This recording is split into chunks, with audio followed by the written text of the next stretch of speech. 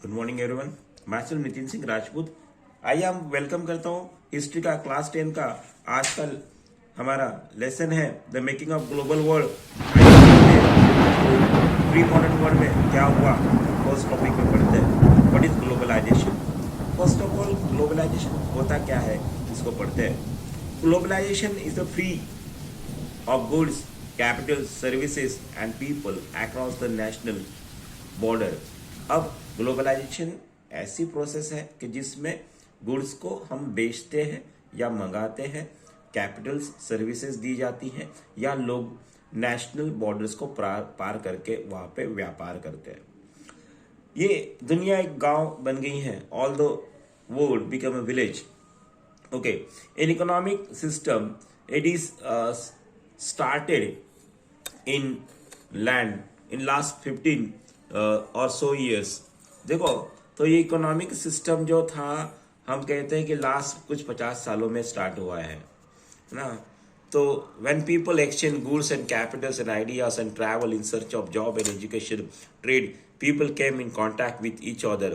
लोग क्या हुआ एक दूसरे के कांटेक्ट में कैसे आए जब लोग एक जगह से दूसरी जगह जाने लगे। when people travel from one place to another place, why they travel?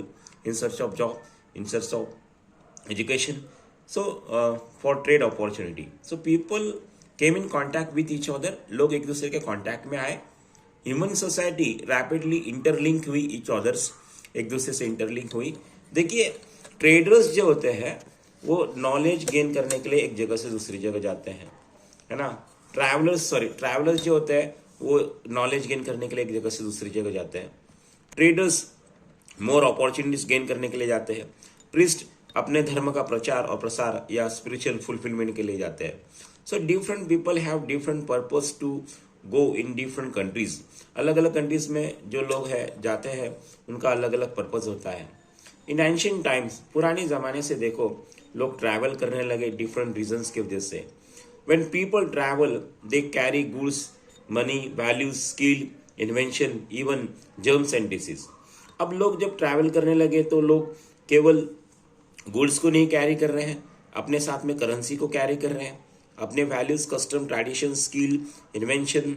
या अभी आपने देखा कोरोना पीरियड था तो हमारे एयरपोर्ट पे हमने पाबंदी लगा दी थी। We ban on the airport to come the foreigners in our country so that germs and diseases should not be spreading in our country।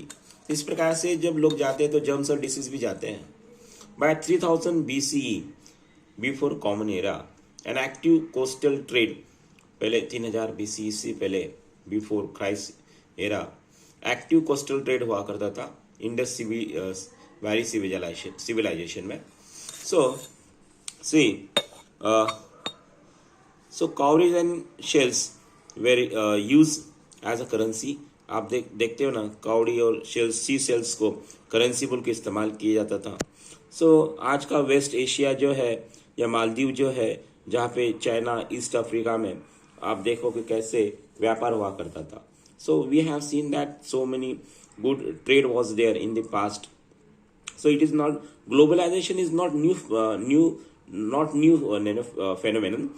Globalisation पहले से था, ऐसा था नहीं था कि लोग एक कंट्री से दूसरे कंट्री जाते नहीं थे, व्यापार भी हो रहा था। From the pre modern world we know that there was a trade between the different countries. व्यापार हो रहा था डिफरेंट कंट्रीज के साथ में। तो सिल्क रूट एक एग्जाम्पल देख लो कि it shows that trade was done between Maldives, China and East Africa. There was a trade between the different countries. This is the first page। Now we'll turn the page। Now next page we will read first topic। we will read now the Silk Route link the world। Sea route ने कैसे दुनिया को link किया। Okay, तो note से पढ़ा रहा हूं मैं आप सभी को। Silk route that was a historical trade route. It was a network of trade which link Asia, Europe and Africa. पहले जो सिल्क रूट था, जो एक्चुअली सिल्क रूट ये चाइना का सिल्क के ऊपर से जो टेक्सटाइल था वो काफी फेमस था, उसके ऊपर से सिल्क रूट ये नाम गिरा। There was trade in 3000 BCE also between Asia, Europe and Africa। India and China, these two countries are more prominent So we can say that center part which connect the different continent. तो India और China ये ऐसे व्यापार के प्रमुख केंद्र बने कि जो एशिया, यूरोप और अफ्रीका को जोड़ रहे थे. सी now Silk Route. Silk Route are the good example of vibrant pre-modern world culture link between the disrespect parts of the world. So here we have seen that Silk Route ने क्या किया. एक best example है जो pre modern world के समय दूसरे cultures को, डिफरेंट लोगोस को जोड़ रखा है. So to whom did China connect with. China किससे कनेक्ट था? तो चाइना का ट्रेड किन कंट्रीज से के साथ हो रहा था? China has a good trade with Persia, Arabia, Greece, Italy. Now silk route. Silk route earn its name from Chinese silk. China का सिल्क काफी फेमस था, इसलिए ये जो कंट्रीज के लोग आते थे इस रास्ते को सिल्क रूट नाम दिया गया. Highly value goods that merchant transported along with them. So historical have identified many silk route. तो इंसानों ने बहुत सारे सिल्क रूट ढूंढ के निकाले हैं, जैसे लैंड रूट है, सी रूट है. सो ये डिफरेंट कंट्रीज के एशिया को जोड़ता है, यूरोप और नॉर्थ अमेरिका को. तो सिल्क रूट से क्या हुआ? पहले व्यापार होने लगा. क्रिश्चियन एरा से ऑलमोस्ट 15th सेंचुरी ऑनवर्ड यह व्यापार हो रहा है. सो आपने देखा कि मूवमेंट्स ऑफ गुड्स हो रहा है. चाइना का सिल्क ये ग्रेट डिमांड दुनिया भर रहा है. तो चाइना का जो चीनी माटी के बर्तन हुआ करते थे, सॉसर्स जिसे हम कहते हैं, पॉटरी, और चाइना का जो टेक्सटाइल है इसको काफ़ी दुनिया में डिमांड थी. और इंडिया का जो स्पाइसेस है, ऑब्वियसली पूरी दुनिया इसकी दीवानी है और दुनिया को इंडिया स्पाइसेस बेचता था. और in return south east Asia import this goods, the spices, and in return लोग इंडिया के जो स्पाइसेस यूज कर रहे हैं, रिटर्न्स में गोल्ड और सिल्वर्स ये इंडिया को दिया जा रहा है. So India got the in this way gold and silver from the different countries. Precious metals they give flow from Europe to Asia. इस प्रकार से precious metals ये एक कंट्री से दूसरी कंट्री गया. Okay, so trade culture always move from hand in hand. इस प्रकार से कल्चर और ट्रेड हाथ हाथ चलता रहा. आप जानते हैं सिल्क रूट जो था, मतलब इंडिया के अंदर सिल्क रूट से क्रिश्चियन मिशनरीज आई, वो एशिया आई. मुस्लिम जो धर्मगुरु थे, प्रीचर्स थे, वे एशिया आए. वेस्टर्न इंडिया से बुद्धिज्म स्प्रेड हुआ ईस्टर्न कंट्रीज में. As we know that India में गौतम बुद्ध, जिन्होंने बोध गया इस गांव के अंदर बोधि वृक्ष के नीचे बैठ के एक ज्ञान प्राप्त किया था, और बुद्धिज्म हमारे इंडिया से यहाँ ईस्टर्न कंट्रीज में पहुंचा. Food travel, spaghetti, potato. So when traders travel to different countries, they carry their good food also.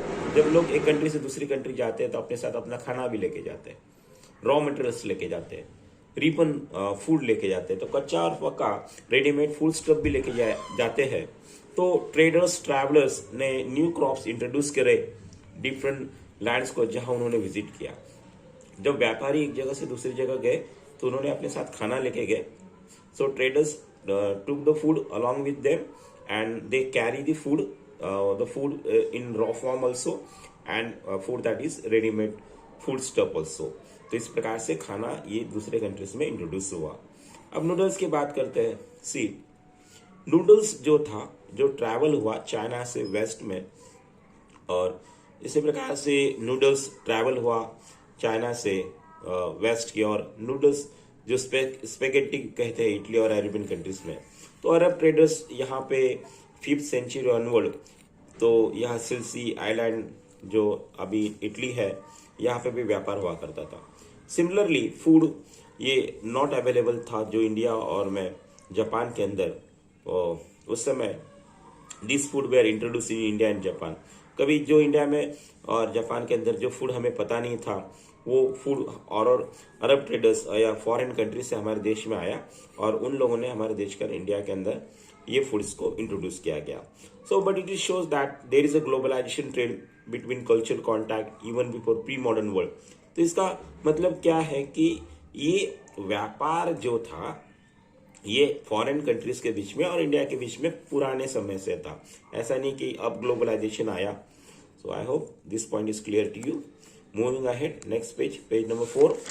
Okay, so now about 5th century एगो, 5वीं शताब्दी से आगे क्या हुआ। मेनी ऑफर कॉमन फूड, बहुत से हमारा जो कॉमन फूड है जैसे पोटैटो, सोयाबीन, ग्राउंडनट, मेज, टोमेटो और चिलीज, स्वीट पोटैटोज जो है, ये फूड फैमिलियर होते गया हमारे एंचेस्टर से।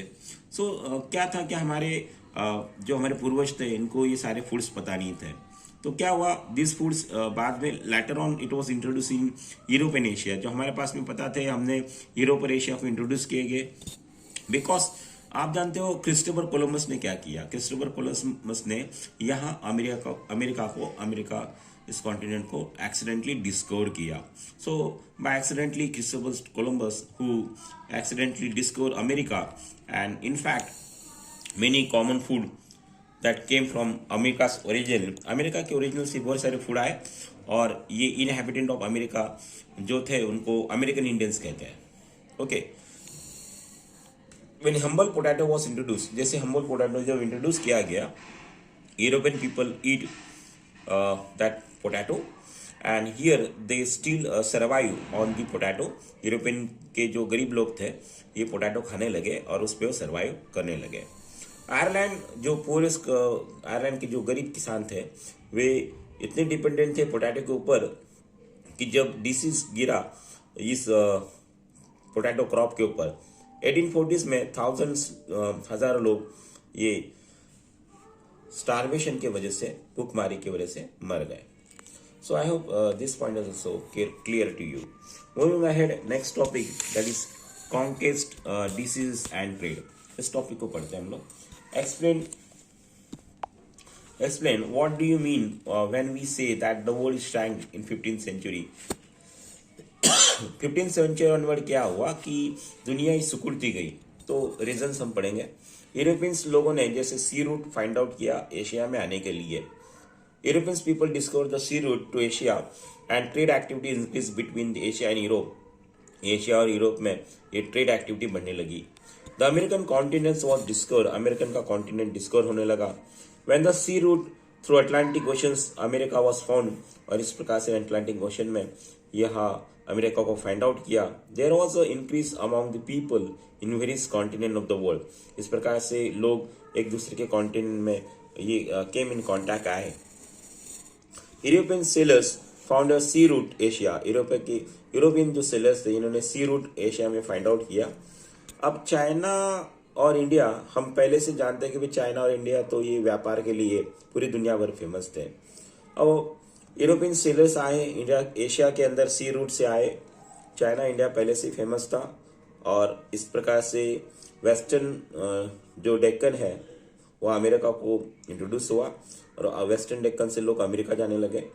इंडियन ओशंस को भी काफ़ी इंपॉर्टेंस आया क्योंकि यहाँ से ट्रेड गुड्स जाने लगा और पीपल को बहुत सारे नॉलेज कस्टम्स की जानकारी हासिल हुई। So Indian ocean that got this center location now from the trade network, as we know that Indian ocean यहाँ से बहुत सारे डिफरेंट यूरोप में, एशिया में हम जाने को एक रास्ता बन गया था। तो यूरोपियन जो लोग थे ये ट्रेड को एक्सपांड करने लगे और यूरोप में व्यापार बढ़ने लगा। बिफोर द 16th century से पहले अमेरिका एक रेगुलर कॉन्टैक्ट में नहीं था रेस्ट ऑफ द वर्ल्ड में। So America don't have any contact with the regular world. So 16th century onward America की ज़मीन और वहाँ के लोग, ये अमेरिका के पास में बहुत मिनरल था, वहाँ पे बहुत सारे क्रॉप्स अच्छे से ग्रोथ होते थे, तो ये ट्रांसफर होने लगा दुनिया भर में, all of the world. So 16th century onward America का फूड, लैंड, क्रॉप्स, मिनरल्स दूसरे कंट्री में जा रहा है। So this was the impact of the America का यूरोप के ऊपर, पूरे कॉन्टिनेंट के ऊपर इफेक्ट होने लगा। So America got also importance, as we know that India and China also got the importance. So अगला पेज जो है page number 6, now we will read that one.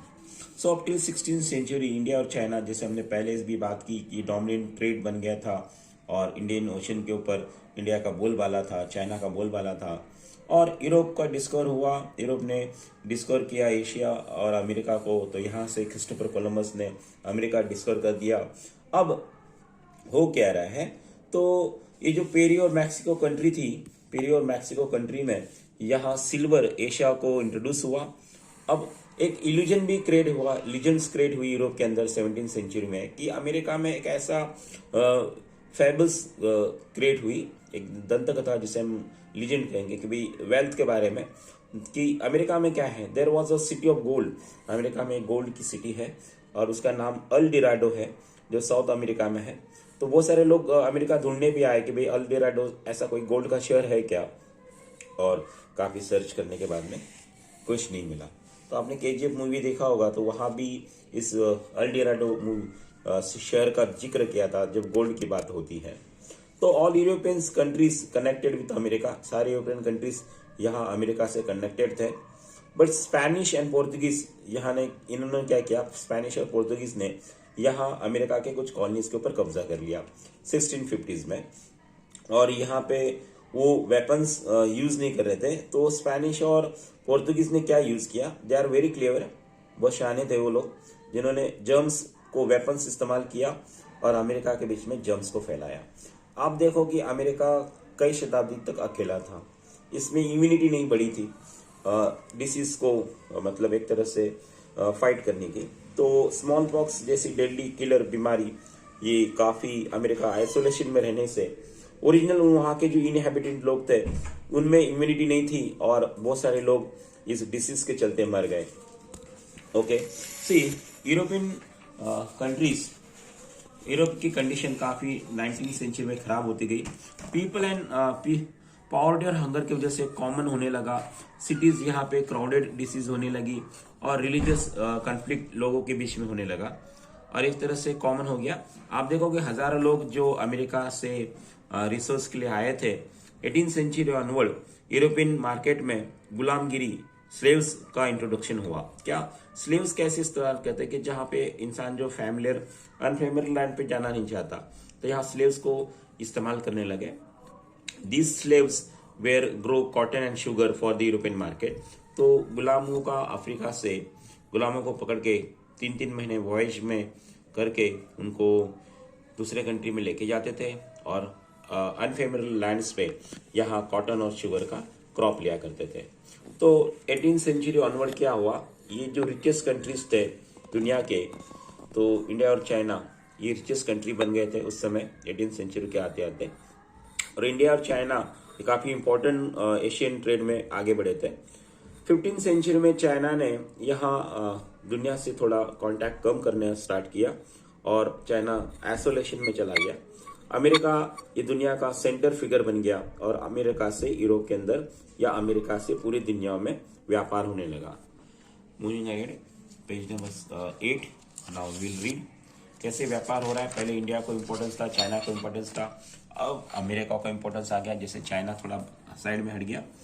तो 19वीं सेंचुरी जब आया तो यहाँ पे इकोनॉमिक चेंजेस रैपिडली होने लगे। 19वीं सेंचुरी में क्या हुआ, सोशल, इकोनॉमिक, पॉलिटिकल और कल्चरल टेक्नोलॉजिकल चेंजेस हुए, टेक्नोलॉजी बढ़ी और यह रैपिडली सोसाइटी में बदलाव आए। तो क्या बदलाव आए, चेंजेस क्या हुआ, तो आप देखो कि सोसाइटी रीशेप होने लगी, एक्सटर्नल रिलेशन होने लगे लोगों के, और यहाँ पे समय के साथ साथ in course of time relation between one country another country से चेंज होने लगे। देखो हर कंट्री यहाँ डेवलप करना चाहती है, तो उनके रिसोर्स कैप्चर करना, तो कंट्रीज में रिलेशन खराब हो गए। और इसी प्रकार से टाइप्स ऑफ यहाँ पे फ्लो, टाइप्स ऑफ यहाँ पे बताया गया है कि किस टाइप्स ऑफ फ्लो होने लगा। पहले व्यापार जो ट्रेड हो रहा था क्लॉथ और वीट का हो रहा था, उसके बाद में जो लेबर भी माइग्रेट होने लगे, एम्प्लॉयमेंट स्लेवरी इंट्रोड्यूस किया गया, कैपिटल इन्वेस्टमेंट बढ़ा, एक कंट्री दूसरे कंट्री में इन्वेस्टमेंट करने लगी और इस प्रकार से व्यापार ट्रेड फ्लो होने लगा और क्लोजली इंटरकनेक्टेड लोग कंट्रीज होने लगे। डीप इन्फ्लुएंस एक कंट्री दूसरे कंट्री के ऊपर करने लगी। अब देखो कि क्या हुआ, sometimes this connection broke but economy was better in 19वीं सेंचुरी। दो कंट्री के बीच में कनेक्शन खराब हुए, रिलेशन स्ट्रेस हुए, but there was a good trade between the two countries या डिफरेंट कंट्रीज, जो ट्रेड अच्छे से फ्लोरिश हुआ। लेबर माइग्रेट करने लगे एक कंट्री से दूसरी कंट्री से, और ऑफन ये रिस्ट्रिक्शन भी बढ़ा गुड्स और कैपिटल्स के फ्लो के बीच में। I hope first point is clear to you of making of global world. History का ये टॉपिक आज हमने कवर किया, और आने वाले नेक्स्ट पीरियड में हम यहाँ इसका अगला टॉपिक पढ़ेंगे। तो thank you everyone for watching और listening this video. I hope Nitin Singh Rajput 71 इसको सब्सक्राइब कीजिए और बेल वाला आइकन को प्रेस कीजिए। Thank you. Bye children.